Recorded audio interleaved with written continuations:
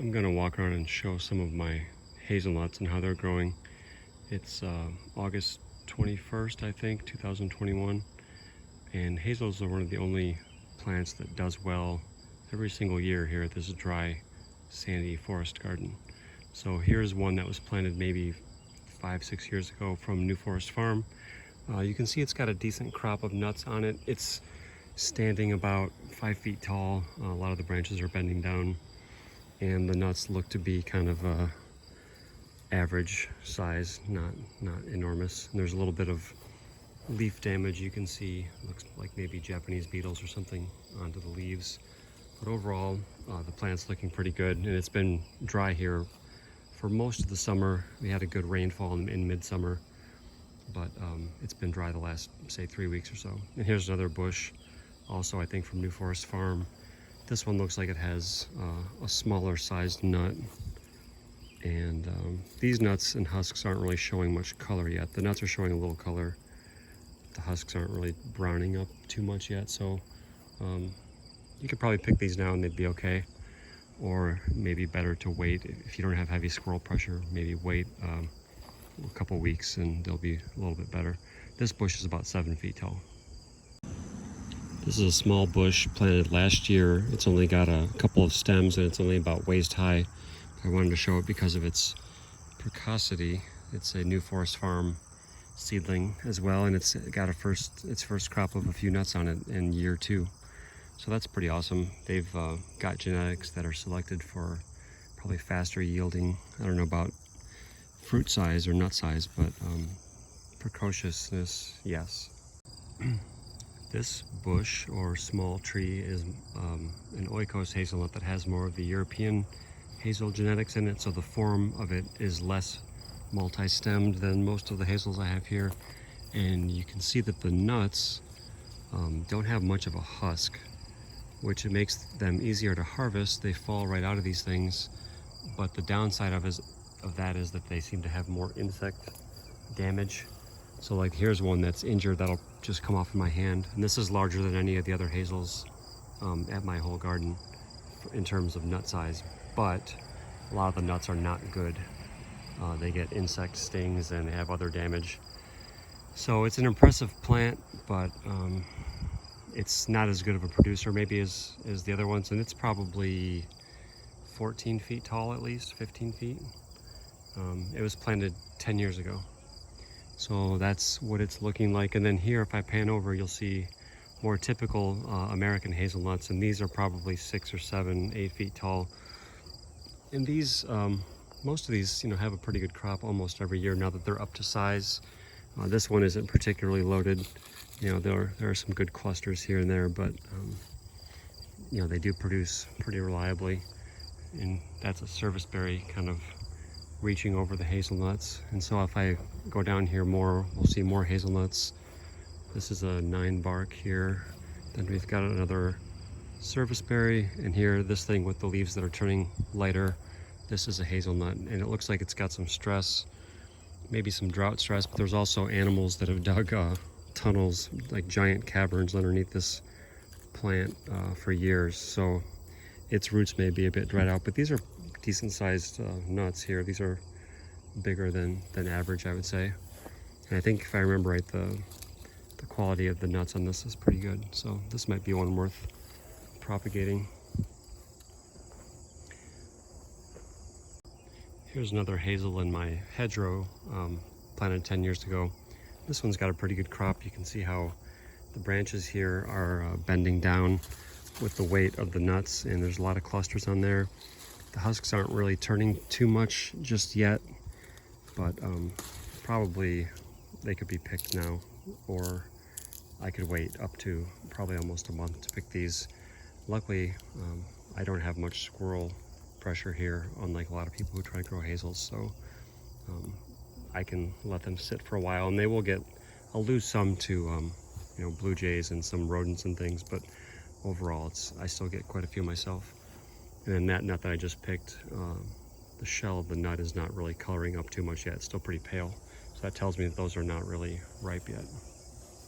And here's another hazel, a couple plants down. This one's got a decent crop also of smaller nuts, but you know, pretty good number of them. And you can see this one here, you see how the branches are kind of bending down. Normally these branches are pretty vertical, so this tells you that they've got a good load. And these have pretty long husks, not as long as the beaked hazelnut species has, and I guess they're variable from cluster to cluster. Like that one in the middle there has long ones, and this one, they're not as long, so that's interesting.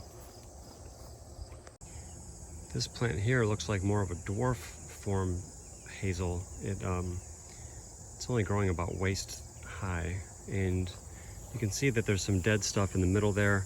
Looks like it had a problem and some of it died. I'm seeing some dieback on some of my hazels, and maybe this stuff is all new regrowth from the last couple of years, and that accounts for its low height. But even the old growth is only about 4 feet high, so maybe this is a dwarfing. You know, there's a lot of variability in the species. I think some of these will get 12 or more feet tall, and some of them are only 2 or 3 feet tall. This is a shorter bush here. This is only about 4 feet tall. Doesn't have a real heavy crop on it this year, but this is an oikos selection, and it may stay kind of dwarfing because it's been here for probably 9 or 10 years. I just picked one of the nuts, and you can see that the nut itself is coloring up. Not a gigantic nut, but it's not, you know, it's probably sort of an average size. It's wider than it is tall. But there's some clusters on here. It's not bad. It seemed like a fairly precocious plant at a small size. It had, like the Mark Shepherd plants, tended to bear earlier than some others. This is a cool hazel here. This one is not as old as some of the ones at this garden, and it's quite prolific, and the nuts are pretty good size and of good quality. And just look at some of the massive clusters on this thing. It's about 5 feet tall, maybe 5 feet wide, so it looks like it could be, you know, 5-6 years old. I have to consult my map to see if I can tell you exactly the provenance of this one, but I'm guessing it's maybe an oikos plant. But yeah, big, massive bundles of clusters there, and this has had a little damage from, I'm guessing, Japanese beetles, kind of lacy looking leaves. But look at this branch over here bent down. This is totally crazy. Sorry for the blurry camera there, but wow, pretty impressive. So this is one worth propagating for sure. I'm over by a semi-shaded area of hedge of hazelnuts, and I think these two, this one and that one over here, may be from the Arbor Day breeding program. And to tell you the truth, they've not been anything special compared to any other hazels I've had. They've had very little fruit ever. They were planted probably 9 or 10 years ago, I'm guessing, and nothing real special. So I've got one of those at my house too, and it also is bearing, I think, for the first time this year. So very slow to come into bearing, and haven't grown exceptionally well. I'm gonna pan around here. This hedge doesn't fruit very heavily, and it could be because it's half shaded. It's got some tall pine trees overhead blocking all the afternoon sun. But yeah, there's only a few fruits on these. But this one in front of me is about 7 feet tall. Some of them are only like 4 feet tall. But it's interesting, you know, I wonder if these large leaves like this are because it's growing in the shade. You know, sometimes plants get much larger leaves when they're in the shade. But yeah, only a few nuts. This one's got an interesting shape of husk on there. This is one of the first years this one has had nuts, and I think this may be a Mark Shepherd selection also. But the rest of these I don't think they are. Some of them are just ones I propagated from conservation district plants probably. So I'm gonna check one of these out, but I don't think they're very good. Here's a hazelnut in my back hedgerow, one of the few that didn't get mown down by the power company 2 years ago. And this one's got a pretty good crop on it.